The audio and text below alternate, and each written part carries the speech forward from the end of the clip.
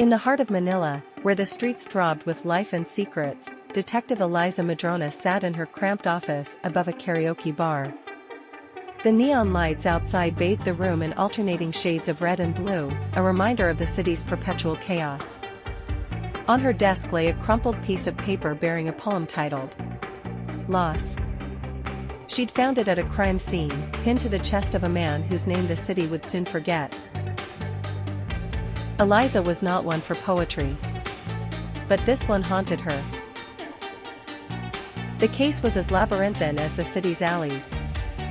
The victim, Mateo Sison, was a mid-level programmer for a tech conglomerate called Medicor, known for its massive data warehouses.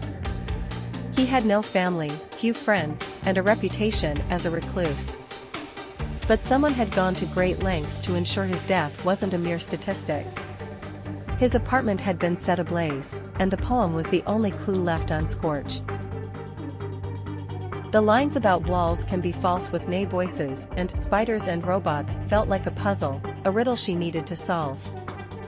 She'd seen enough to know this wasn't just a murder. It was a message.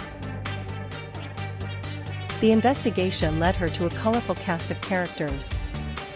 First was Lucia Lucky Velasquez, Mateo's estranged childhood friend. She ran a fortune-telling booth in Divisoria, but had a side hustle in black market data. Her tarot cards were a ruse, her true skill lay in reading people. And, it seemed, stolen files. Then came attorney Dario Perez, Medicor's in-house legal bulldog. Slick-haired and perpetually clad in bespoke suits, he denied knowing Mateo personally but seemed unnerved by the mention of spiders and robots. Medicor employs thousands, he said, his voice oozing condescension. We can't possibly keep track of every. Eliza cut him off. You're hiding something, Dario. And I'll find out what. Finally, there was Father Gabriel, a priest who ran a shelter for the city's displaced. Mateo had volunteered there years ago. The priest's calm demeanor cracked when Eliza showed him the poem. It's about truth, he whispered. About how we've traded it for convenience. Mateo was troubled by what he discovered. Piece by piece, the puzzle began to take shape. Mateo had uncovered a vast surveillance program buried within Medicor's systems. Spiders and robots weren't metaphors, they were algorithms, crawling through every corner of the digital world, harvesting data to manipulate elections, markets, and minds. Mateo had planned to go public, but someone had silenced him. Eliza's digging made her a target. Her office was ransacked, her phone tapped. Even Lucky warned her to back off. They're too powerful, she said, her bravado faltering. They'll bury you alive. But Eliza was relentless. She found the missing piece in an unlikely place, Mateo's elderly neighbor, Aling Rosa. He gave me this the night before, she said, handing Eliza a flash drive. Said it was his insurance.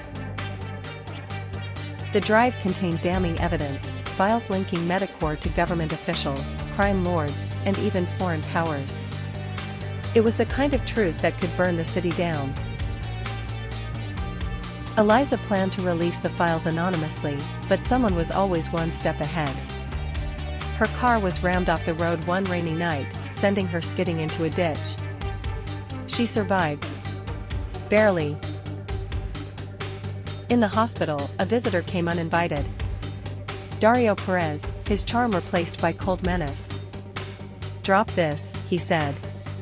It's not just your life at stake. She stared him down. Truth doesn't die just because you kill the messenger.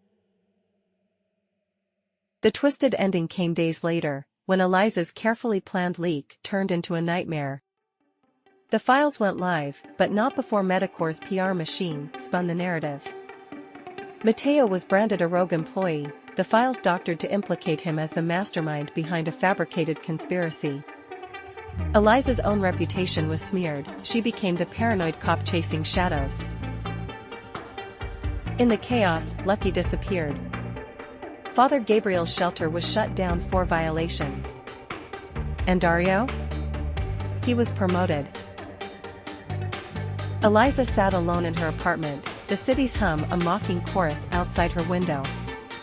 The poem's final lines echoed in her mind, in the end, we have to claim it, too. Loss wasn't just Mateo's death. It was the erasure of truth, the triumph of a world built on lies. But as she lit a cigarette, her resolve hardened. She might have lost this battle. But the war for truth was far from over.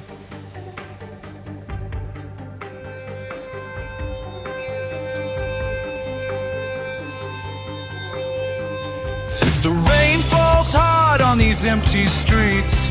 Footsteps fade like forgotten beats. Every corner holds a ghostly trace of a lover lost, of a haunting face. Shadows and smoke, they fill the air. Whispers of you linger everywhere. The night's a thief, stealing time, leaving me stranded in this heart of mine.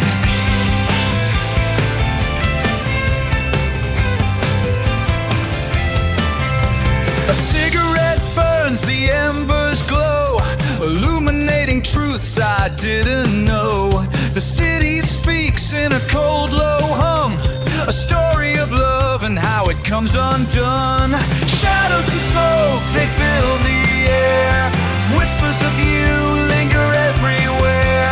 The night's a thief, stealing time, leaving me stranded in this heart of mine.